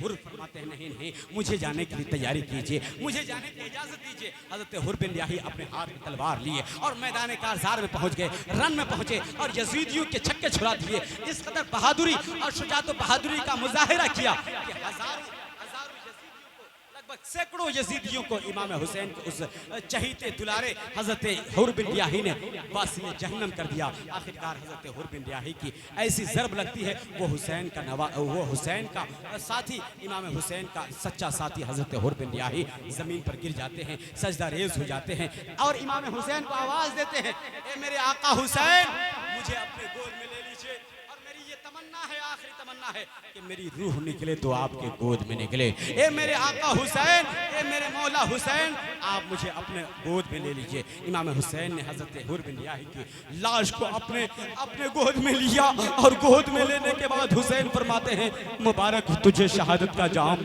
ए हुर तुझे शहादत का जाम मुबारक हो। ए हुर तू यहाँ भी आज़ाद है, वहाँ भी आज़ाद है, जहन्नम की आग से भी आज़ाद है, तेरी माँ ने तेरा नाम ही हुर रख दिया है। इसलिए मैं तुझे आज़ादी का परवाना देता हूँ। हुसैन की गोद में हज़रत हुर बिन रियाही की शहादत हो जाती है। हुर, फिर उसके बाद हज़रत हबीब इब्न मुज़ाहिर, हज़रत मुस्लिम बिन औसजा, हज़रत हबीब इब्न मुज़ाहिर और ये तमाम दोस्तों अहबाब साथी शहीद हो जाते हैं। आखिरकार 18 बनी हाशिम हैं। बनी हाशिम इमाम हुसैन, हज़रत अली अकबर, हज़रत अली असगर, हज़रत अनु मोहम्मद, हज़रत मुस्लिम बिन अकील, हज़रत जाफ़र, हज़रत अब्दुल्ला इब्न जाफ़र, हज़रत अबू बकर इब्न अली और ये तमाम दोस्तों अहबाब जो इमाम हुसैन के खानवादे के लोग हैं, ये 18 बनी हाशिम हैं जो एक के बाद दिगरे शहादत का जाम पी जाते हैं। और जुमा का दिन यौम आशूर होता है और यौम आशूर के दिन हज़रात सबकी शहादत होती चली जा रही है। यहाँ तक कि हज़रत अली अकबर की शहादत हो गई, हज़रत कासिम बिन हसन की शहादत हो गई और जब शहादत हो गई तो हज़रात इस दरमियान हज़रत ज़ैनब ने अपने भाई से कहा, भैया ये सारे लोग शहीद हो गए, जो भी अब तक कारज़ार में पहुँचे, जो भी मैदान कारज़ार में पहुँचे वो अब तक वापस नहीं आया। ए हुसैन, ये मेरा 6 माह का दूध पीता बच्चा है, ये अली असगर है। जब हम इसको अपने घर से लेके चले थे तो उस वक्त हज़रत अली असगर की उम्र सिर्फ 18 दिन की थी। कितने दिन की? 18 दिन की। 18 दिन का ये कुरान लेकर के इमाम हुसैन अपने साथ लेकर के चले थे और हजरात 18 दिन का ये बच्चा मैदान करबला में पहुंचते पहुंचते कितने महीने का हो गया? 6 महीने का। सुभान अल्लाह, 6 महीने का बच्चा हो गया। हजरात जरा ये बताइए, 6 महीने का बच्चा हुआ है लेकिन 18 दिन का बच्चा कोई लेकर के मैदान कारज़ार में जाता है क्या? इसका मतलब ये है कि हुसैन जंग के लिए नहीं, हुसैन इस्लाम बचाने के लिए गए थे। हुसैन अपने बेटे अली असगर को कुर्बान करके और इस्लाम के गर्दन पर हुसैन इब्ने अली का एहसान है कि हजरात इस्लाम को खून हुसैन ने और खून अली असगर ने इस्लाम की लौ को तेज किया और इस्लाम की गर्दन पर ऐसा एहसान किया है, जब तक इस्लाम रहेगा तब तक हुसैन का नाम जिंदा रहेगा, हुसैन के खानवादे का नाम ताबिंदा और चमकता रहेगा। इसलिए सुबह क़यामत तक हुसैन का नाम लिया जाता रहेगा। आज हम लोग इसलिए हुसैन के नाम पर मरते फिरते हैं, हुसैन के नाम पर अपनी मोहब्बत का खिराज पेश करते हैं। हजरात बताना चाहता हूँ, हुसैन आखिरकार हजरत इमाम हुसैन की बारगाह में बहन ज़ैनब आती है और रो के कहती है, भैया ये मेरा 6 माह का लाल, इसे अगर पानी का कतरा नहीं मिला तो ये चंद मिनटों का मेहमान है, ये मौत का शिकार हो जाएगा, ये मौत के घाट उतर जाएगा, शहीद हो जाएगा। हज़रत सकीना आई, अब्बा जान मेरी उम्र सिर्फ 6 साल की है, मेरी उम्र सिर्फ 6 साल की है, अगर 6 साल की उम्र में मेरी बात मानी ना मानी गई तो मैं रब की बारगाह में क्या पेश करूंगी। इसलिए मेरा एक 18 दिन का जो कुरान लेके हम चले थे, ये 6 महीने का बच्चा अली असगर है। अगर इसको 2 कतरा पानी हो सकता है हम लोगों को पानी ना दे, लेकिन यजीदियों के घर में भी कोई ना कोई 6 माह का बच्चा होगा, उसके घर में भी किसी का बच्चा 6 माह का, किसी का बच्चा 4 महीने का होगा, उसके घर में भी इस उम्र का कोई बच्चा होगा, शायद उसकी लाज रख ले और इस 6 माह को देख करके, 6 माह के बच्चे को देख करके 2 कतरा बहते हुए दरिया से हमें 2 कतरा पानी दे दे, ले जाइए इसको अपने दुश्मनों के सामने ले जाकर पेश कर दीजिए ताकि हुज्जत पूरी हो जाए। हुसैन फरमाते हैं, मुझे मालूम है बेटी ज़ैनब, बेटी सकीना, मुझे मालूम पानी नहीं मिलने वाला, पानी के बदले में तीर मिलने वाला है, मुझे मालूम है पानी नहीं मिलने वाला, पानी के बदले में गले पे खंजर चलने वाला है। इसलिए बेटी ये फरमाइश को मैं पूरी नहीं कर सकता हूँ, मुझे मजबूर न कर। बीबी ज़ैनब कहती है, नहीं भैया जरा हुज्जत तमाम कर दे, हो सकता है 2 कतरा पानी मिल जाए। ए आका हुसैन, आप जाइए, इस बच्चे को लेकर जाइए, शायद बच्चे की लाज रख ले और 2 कतरा पानी मिल जाए। हुसैन फरमाते हैं, अच्छा जब तुम्हारी ये इसरार है, तुम्हारी ये जिद है तो मैं इस जिद को भी पूरी कर देता हूँ ताकि दुनिया ये देख ले भाई अपनी जिद को कैसे पूरी करता है, दुनिया ये देख ले कि बाप अपने बेटे की कैसी जिद पूरी करता है। हजरात इमाम हुसैन ने अपने बेटे 6 माह के कुरान अली असगर को अपने गोद में लिया और गोद के लेने के बाद इमाम हुसैन ने अपने बेटे को एबा के अंदर छुपाया और छुपा के लेकर के चलने की तैयारी करने लगे। तब तक के हजरत उम्मे रुबाब खड़ी हो गई और खड़े होकर कहने लगी, आका हुसैन मेरे शौहरे नामदार, जरा इस बच्चे को ऐसे मत लीजिए, इसलिए कि मैंने जी खोल करके, जी भर के मैंने अपने बेटे को दिल खोल के देखा भी नहीं। है। ये 18 दिन का बच्चा था जब मैं लेके चली थी, और ये आज होते होते 6 महीने का हो गया है। मैंने दिल खोल करके मैंने अपने अली असगर लाडले को नहीं देखा है, इसलिए ऐसे नहीं, यूं अपने बच्चे को लीजिए और यूं लेकर के चलिए, ताकि मैं अपने पर्दे का खेमा हटा करके मैं अपने बेटे की आखिरी ज़ियारत करती रहूं। जहां तक निगाह पड़ेगी मैं अपने बेटे को आखिरी दम तक देखती रहूंगी। आखिरकार इमाम हुसैन ने अपने बच्चे को यूं लिया और लेकर के चलने लगे और मैदान कारजार में पहुंचे, और उसके बाद नहर फुरात के किनारे पहुंचे। नहर फुरात के किनारे यजीदियों के सामने अपने लाल को पेश किया, कहा कि हे यजीदियों, अगर हमने कुछ बिगाड़ा है तो हमने बिगाड़ा है, तुम्हारी दुश्मनी है तो हमसे है, अगर तुमसे मुखालिफत है हमारी तो हमसे मुखालिफत है, लेकिन इस 6 माह के कुरान ने तेरा क्या बिगाड़ा है, इस 6 माह के बच्चे ने तेरा क्या बिगाड़ा है, इस 6 माह के दूध पीते बच्चे से तेरी क्या दुश्मनी है, इसलिए इस 6 माह के लिए, बच्चे के लिए 2 कतरा पानी दे दे। यजीदियों की आवाज आई, हुसैन पीना खुद बहाना लाल का, पीना खुद बहाना बेटे का। इसलिए शिमर लाइन ने और अमर बिन साद ने चिल्लाया और चिल्लाकर कहा, ए हुरबला, तुझसे बड़ा तीर अंदाज हमारी जमात में कोई नहीं, तुमसे बड़ा तीर अंदाज हमारे सिपाहियों में कोई नहीं, इसलिए ए हुरबला ऐसा तीर चला।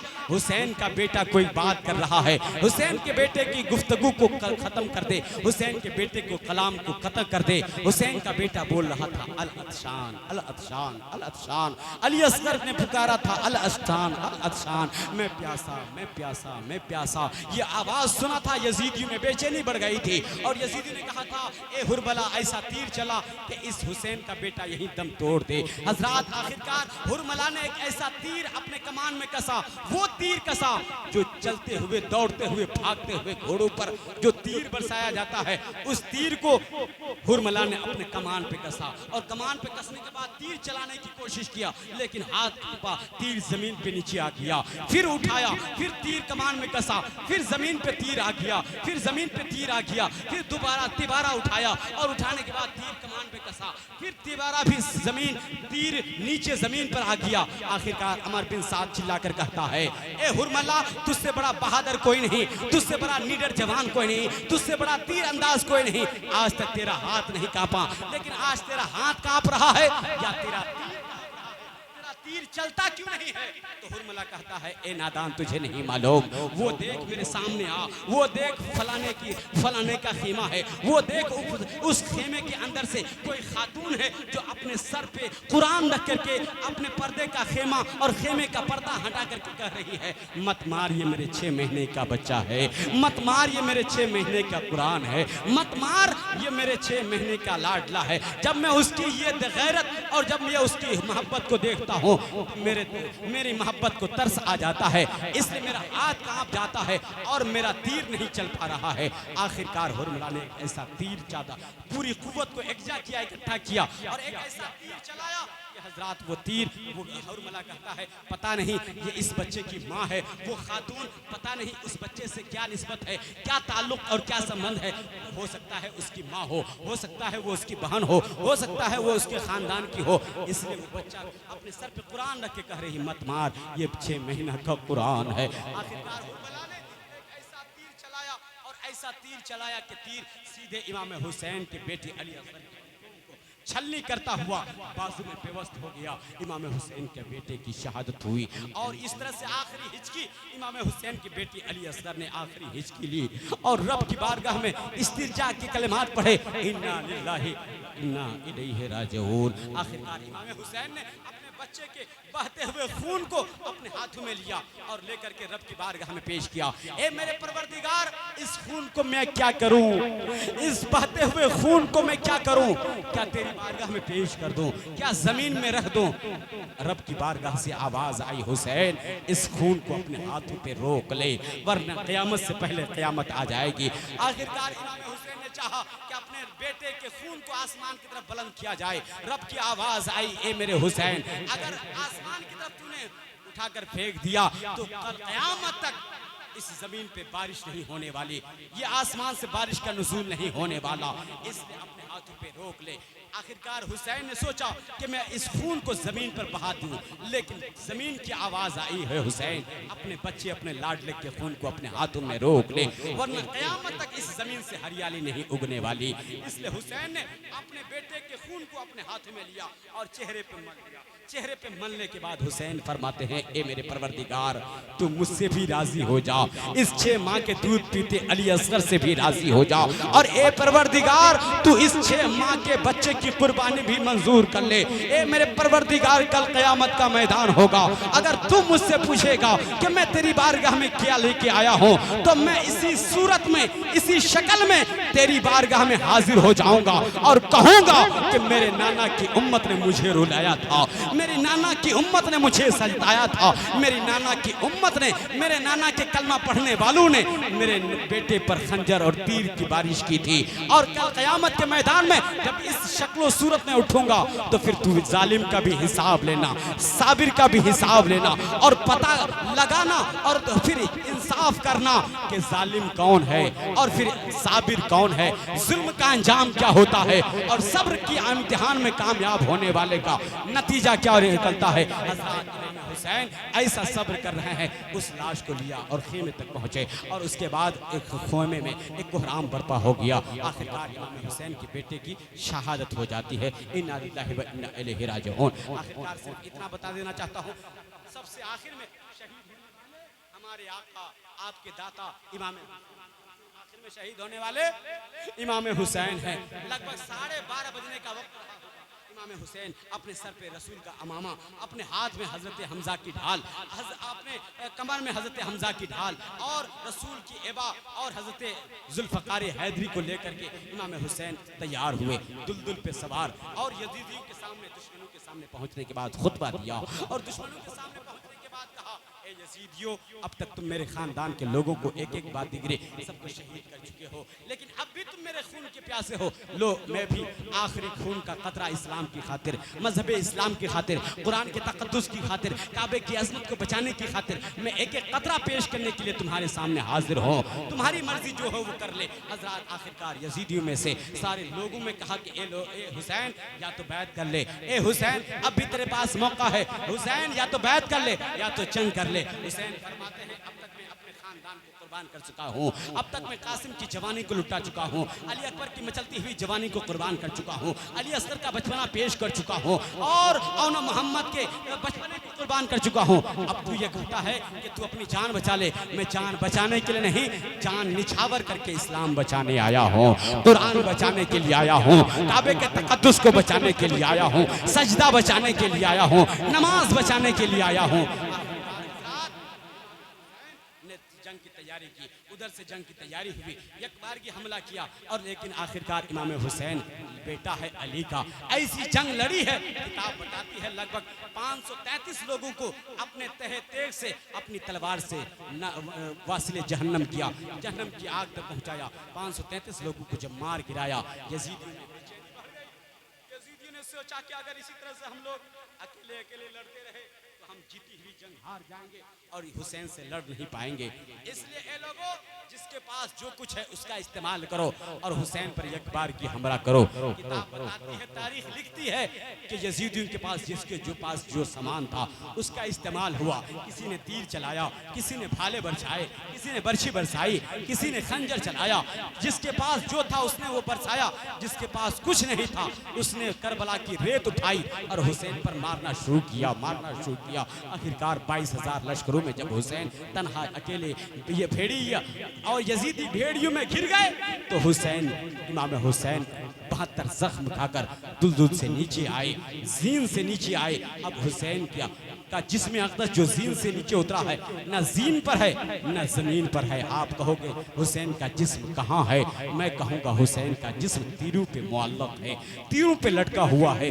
आखिरकार हुसैन ने बड़ी मेहनत और कोशिश करने के बाद अपने सर को जमीन पे रखा, सजदे में रखा और रब्बे हबली उम्मती, रब्बे हबली उम्मती, और कभी कभी ऐसा भी कहा सुभान रब्बियल आला, सुभान रब्बियल आला। ए मेरे परवरदिगार तू भी राजी हो जा, ए मेरे परवरदिगार तू राजी हो जा।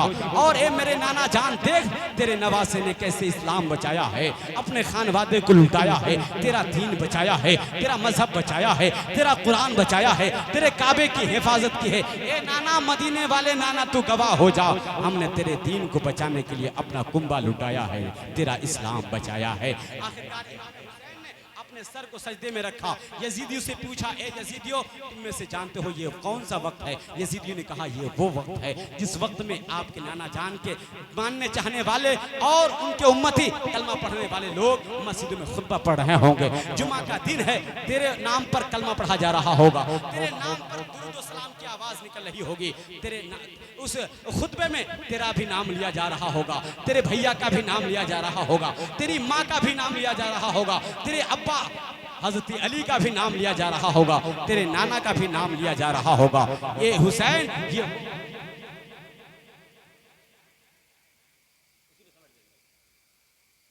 हजरात, आखिरकार ये इमाम हुसैन ने फरमाया, ए मेरे परवरदिगार, ए मेरे नाना, तू सब्र और शुक्र का इम्तिहान में अपने नवासे की घड़ी को देख ले। इमाम हुसैन ने फरमाया, ए मेरे इमाम हुसैन ने फरमाया, जान तू भी गवाह हो जा, फरिश्तों को भी गवाह कर ले, ताकि कल क़यामत के मैदान में मेरा रब मुझसे पूछे कि तूने क्या किया है, तो मेरा ये पूरा कुंबा, मुकम्मल ख़ानदान रब को बता सके कि हमने इस्लाम की आबियारी के लिए पूरा ख़ानदान और ख़ानदान के एक एक बच्चे को कुर्बान किया है, इस्लाम को बचाया है। इमाम हुसैन ने सर सजदे में रखा और रब की बारगाह में इस्तिग़ासा पेश किया, ए मेरे परवरदिगार, मेरे इस एक सजदे को अपनी बारगाह में कबूल कर ले, ताकि कल क़यामत के मैदान में मेरे नाना के जितने गुनहगार उम्मती हों और मेरे चाहने मानने वाले हों, उसकी मग़फ़िरत और उसकी बख्शिश के लिए जब कोई ज़रिए निजात ना हो, तो उस वक्त ये सजदा मैं तेरी बारगाह में पेश कर सकूं और इसकी बदौलत और इसकी बरकत से मेरे नाना जान के गुनहगार उम्मतों की बख्शिश हो जाए। ए मेरे परवरदिगार, इस सजदे को कबूल कर ले। आखिरकार इमाम हुसैन के ऊपर शिम्र लईन और ज़दाद नामी खौली ने एक ऐसी तलवार चलाई, इमाम हुसैन का सर धड़ से अलग हो गया, सर तन से जुदा हो गया। इन्ना लिल्लाहि व इन्ना इलैहि राजिऊन। हजरात, आखिरकार इमाम हुसैन की जब शहादत हो जाती है, यजीदियों में एक खुशी की लहर दौड़ गई, हमने हुसैन मार दिया, हमने अली का बेटा मार दिया, हमने रसूल का नवासा मार दिया, हमने रसूल की शबी को कत्ल कर दिया। हजरात, जब ये खुशी की लहर दौड़ गई, यजीदियों ने अपने खेमे से जिसके पास जो सामान था उसमें उसने नक्कारा बजाया और नक्कारा बजा करके ढोल ताशा की शक्ल में खुशियों का इजहार किया। इसलिए मैं हुसैनियों को कहूँगा कि कल यजीदियों ने नक्कारा बजाया था, ढोल ताशा तमाशा बजा करके अपनी जीत का ऐलान और जीत की खुशी को इजहार किया था।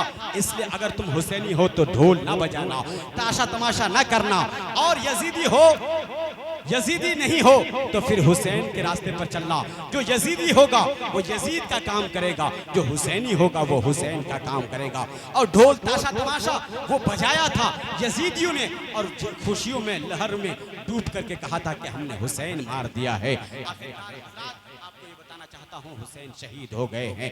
यजीदियों ने खेमा लूटा है, हजरत ज़ैनब की चादर को लूटा है और बच्चों को कैद किया है। सारे लोगों को कैद करके ये लूटा पुटा काफिला करबला से दमिश्क की तरफ रवाना हुआ और दमिश्क पहुंच गया। ये लूटा पुटा काफिला दमिश्क पहुंचा, सारे लोग दमिश्क पहुंच गए हैं। उसमें ज़ैनब हैं, हजरत जाफर हैं, हजरत बाकर हैं, हजरत उम्मे रुबाब हैं, हजरत शहरबानो हैं, और ये तमाम रसूल के खानदान के वो तमाम तर चश्म चिराग हैं जो रसूल के नवासों के खानदान से हैं। हजरात, ये सारे लोग दमिश्क पहुंचे हैं। उसके बाद हजरात इमाम हुसैन का ये लूटा पुटा काफिला 18 दिन तक यजीदियों ने अपने दरबार में कैदी बना करके इमाम हुसैन के काफिले को रखा। कितने दिनों तक? 18 दिनों तक इमाम हुसैन के काफिले को, लूटे पुटे काफिले को कैदी बना करके रखा। आखिरकार बीबी ज़ैनब ने ऐसा खुतबा दिया था, ऐसा खुतबा दिया था कि यजीदियों के उस आंगन में और उस सहन में ऐसा इंकलाब बरपा हुआ, यजीदियों के दिल में बेचैनी बढ़ गई। अगर इसी तरह से बीबी ज़ैनब का खुतबा होता रहा, अली की बेटी इसी तरह से कुरान की तिलावत करती रही, तो फिर कल क़यामत तक मेरा नाम नहीं लिया जाता रहेगा और हमेशा मुझे लोग गाली देते रहेंगे। और यही बीबी ज़ैनब के खुतबे का असर था कि आज तक हुसैन का नाम जिंदा है और यजीद का नाम मुर्दा हो हो चुका है, उसका नाम कोई लेने वाला नजर नहीं आता। आखिरकार इमाम हुसैन की बहन बीबी ज़ैनब ने जब ये कहा था कि ए लोगो, तूने मेरा खानदान लूट लिया, तूने मेरी चादर की हिफाजत नहीं की, वो चादर जिसको फातिमातुज़ ज़हरा की जमानत कही जाती है, वो चादर जिस चादर को कभी सूरज ने अपनी आंखों से नहीं देखा, हज़रात बीबी ज़ैनब ने ऐसा के दिल में डर पैदा हो गया। इमाम हुसैन के इस लूटे पुटे काफिले को बीबी ज़ैनब की हिमायत में ये लूटा पुटा काफिला करबला के रास्ते से होता हुआ मदीना भेज दिया जाता है। जब बीबी ज़ैनब मदीना पहुंचती है, ये 5 सतरें सिर्फ आप सुन लीजिए, बीबी ज़ैनब ने 5 लाइन पढ़ी थी कब्र रसूल पे जाकर के। ये 5 सतरें किसी शायर ने नहीं लिखा और किसी दीवाने ने नहीं लिखा, लिखा भी अली की बेटी ने, पढ़ा भी अली की बेटी ने। ये बीबी ज़ैनब ने 5 सतरें पढ़ा था और बीबी ज़ैनब ने कहा था नाना। बीबी ज़ैनब सबसे पहले रोज़े रसूल पहुंची, मदीना पहुंची। मदीना पहुंचने के बाद अपने हाथ को रोज़े रसूल पे रखा। बीबी ज़ैनब रो के कहती है नाना, नाना एक बार खबर से निकल के पहचान, मैं वही ज़ैनब हूँ जिसके जुल्फों को तूने सवारा था। बीबी ज़ैनब ने दर्द की दूसरी सतर पढ़ी। बीबी ज़ैनब रो के कहती है नाना, नाना तेरी अजान बज गई, मेरा मुअज्जिन करबला में सो गया। बीबी ज़ैनब रो के कहती है नाना तेरी नमाज बज गई, नाना तेरी नमाज बज गई, तेरा सजदा बज गया, मेरा साजिद मेरा नमाजी करबला में सो गया। बीबी ज़ैनब ने दर्द की चौथी सतर पढ़ी। बीबी ज़ैनब रो के कहती है नाना तुझ पे नाजिल होने वाला कुरान बज गया, मेरा कुरान का कारी नोके नेज़ा पे कुरान की तिलावत करता करता शहीद हो गया। जहां वालों को सुल्तान देखा है, खुदा की राह में सब कर दिया कुर्बान देखा है, सरे यकदस था नेज़े पर तिलावत लब पे जारी थी, किसी को इस तरह पढ़ते कभी कुरान देखा है, कुरान देखा है। बीबी ज़ैनब ने दर्द की 5वीं सतर पढ़ने से पहले अपनी चादर से गठरी निकाली, गठरी खोल के हुसैन का लहू आलूद खून आलूद कुर्ता निकाला जिसमें खून लगा हुआ था, उस कुर्ते को निकाला, कुर्ता कब्र मोहम्मद पे चादर बना के डाला। बीबी ज़ैनब रो के कहती है नाना, नाना एक बार कब्र से निकल के पहचान, ये उसी हुसैन का कुर्ता है जिसके लिए लिबास जन्नत से आया था, ये उसी हुसैन का कुर्ता है जिसके लिए तूने सजदे को तूल दिया था, ये उसी हुसैन का कुर्ता है जिसके लिए तूने मिंबर व मेहराब छोड़ा था, जिसको अपने कंधे पे सवार किया था, जिसके लिए अल हसन वल हुसैन सैयदा शबाब अहल जन्नह फरमाया था, जिसके लिए फरमाया था अल हुसैन मिन व अना मिनल हुसैन। ए नाना एक बार कब्र से निकल के पहचान, ये उसी हुसैन का कुर्ता है। तब तक कब्र मोहम्मद कांप गई, कब्र मोहम्मद से आवाज आई बीबी ज़ैनब कुर्ता हटा ले, बीबी ज़ैनब कुर्ता हटा ले, कहीं क़यामत से पहले क़यामत ना आ जाए। बीबी ज़ैनब रो के कहती है नाना, नाना तुझसे बेटे का कुर्ता बर्दाश्त नहीं हुआ, रात आधी होने दे, मैं अकेली तेरी कब्र पे आऊंगी, मैं अकेली तेरी कब्र का चिराग बुझाऊंगी, मैं तुझे रात के सन्नाटे में अपना फटा हुआ लिबास दिखाऊंगी, अपना फटा हुआ कुर्ता, अपनी फटी हुई चादर दिखाऊंगी, फिर तू मुझे बताना कि हमने तेरा दीन कैसे बचाया है, हमने तेरा इस्लाम कैसे बचाया है, हमने तेरा कुरान कैसे बचाया है, हमने तेरा सजदा कैसे बचाया है। बीबी ज़ैनब रोते रोते बेहोश हो गई। कुछ देर के बाद होश आया तो जन्नतुल बकी पहुंचे और सीधे माँ की कब्र को सीने से लगाया, ऐसे सीने से लगाया जैसे माँ अपने बच्चे से लिपट जाती है। बीबी ज़ैनब माँ के कब्र को सीने से लगाया, हज़रत जाफ़र, हज़रत बाकर और हज़रत इमाम सज्जाद ज़ैनुल आबिदीन का हाथ पकड़ा, कब्र फातिमा पे हाथ रख करके बीबी ज़ैनब ने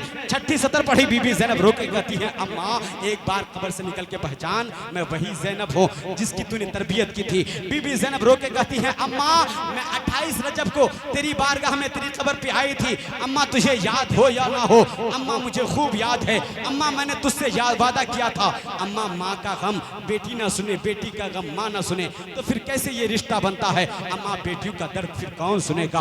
अम्मा अभी तो मैं नाना के कब्र पे गई थी, नाना की कब्र से आवाज आई कुर्ता हटा ले, अम्मा ये देख तेरे प्यारे बेटे हजरत हुसैन का खून आलूद लहू आलूद कुर्ता है जिसको मैंने अभी नाना की कब्र पे डाला था, अम्मा ये देख तेरी बारगाह में कुर्ता लेके आई हूँ, अम्मा ये देख कुर्ता देख करके बता हमने तेरा दीन कैसे बचाया, हमने तेरे बाबे का दीन कैसे बचाया, हमने तेरे अब्बा का मजहब कैसे बचाया, हमने तेरे ना अब्बा जान का कुरान कैसे बचाया, काबे की तकद्दुस कैसे बचाई। बीबी ज़ैनब रोते जा रही हैं। बीबी ज़ैनब रो के कहती हैं अम्मा मैं 18 रजब को तेरी बारगाह में आई थी, मैं 18 रजब को तेरी कब्र पे आई थी, सन 60 हिजरी का जमाना था, तेरी कब्र पे आकर के मैंने तुझसे वादा किया था, अम्मा मेरा कुछ बचे ना बचे तेरी नस्ल बचा के लाऊंगी। तेरी कब्र पे आया था, कब्र पे आई थी और मैंने तुझसे वादा किया था, मेरा कुछ बचे ना बचे, तेरी नस्ल, तेरी जोड़ी बचा के लाऊंगी। अम्मा ये देख, तेरा सज्जाद भी आ गया, तेरा बाकर भी आ गया, तेरा जाफर भी आ गया, ना मेरा औन आया है, ना मेरा मोहम्मद आया है। मेरी जोड़ी करबला में सो गई, मेरी जोड़ी करबला में सो गई। इन्ना लिल्लाहि व इन्ना इलैहि राजिऊन। शहादत हुसैन जिंदाबाद, शहादत हुसैन पाइंदाबाद। कब्र फातिमा से आवाज़ आई, बीबी ज़ैनब तेरा शुक्रिया, तूने मेरे बाबे का दीन बचाया है, तूने करबला बचाया है, करबला ने इस्लाम बचाया है और इस्लाम की गर्दन पर तेरा एहसान है। ए ज़ैनब तुझे भी सलाम, ए ज़ैनब के बेटे तुझे भी सलाम, ए फातिमा के दुलारे हसन हुसैन तुझे भी सलाम, ए खानवादे रसूल के चश्मो चिराग तुझे भी सलाम, ए शहीदाने राह वफा तुझे भी सलाम मोहब्बत कबूल हो। ए शहीदाने राह वफा, तूने खून का एक कतरा दे करके इस्लाम बचाया, इसके लिए हम तमाम उम्मत, गुनहगार उम्मत मिल करके तेरी बारगाह में मोहब्बत का खिराज पेश करते हैं, इसको कबूल फरमा ले। और नवादा ज़िला के ये तमाम तर गुजूर मुसलमान ने मोहब्बत का खिराज पेश किया है, इस छोटे से नजराने को अपनी बारगाह में कबूल व मंजूर फरमा ले। सबकी ज़िंदगी में आका हुसैन की मोहब्बत का सदका अता फरमा दे। खुदा आबाद रखे इस पूरे चमन को।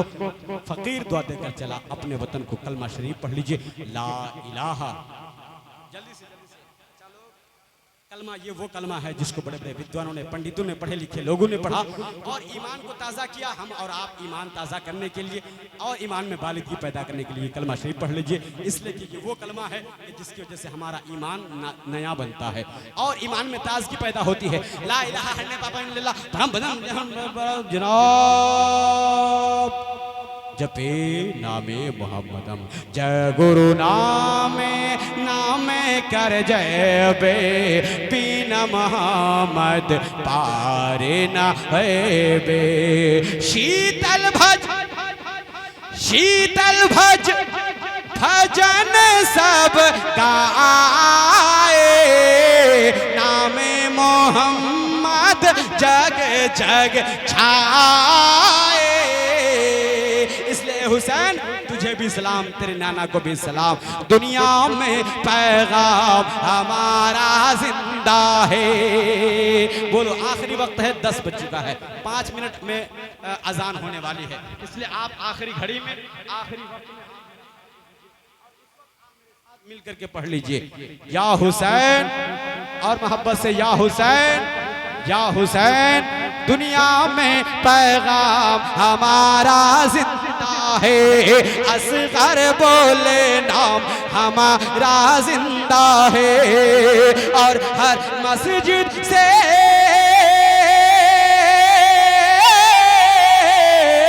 हर मस्जिद से आती है आवाज यह, क्या जिंदा था इस्लाम हमारा जिंदा है, जिंदा था इस्लाम हमारा जिंदा है। वाखिर दावाना अल्हम्दुलिल्लाहि रब्बिल आलमीन।